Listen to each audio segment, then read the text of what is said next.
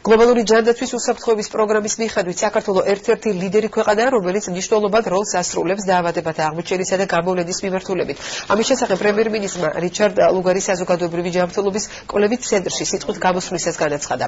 პრემიერი ლუგარის ცენტრში დღეს ამერიკის შეერთებული შტატების ელჩთან ერთად იმყოფებოდა.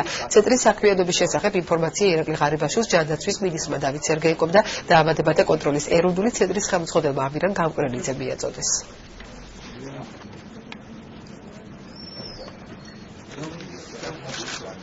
ჩვენ ვართ აბსოლუტურად ღია და გამჭვირვალე, ეს არის აბსოლუტურად ღია და გამჭვირვალე ლაბორატორია ცენტრი, რომელიც მზად არის რომ მოემსახუროს და კარი გაუღოს უსუქოთნების მკვლევარებს, სპეციალისტებს, ტრენინგები უზრუნველყოთ.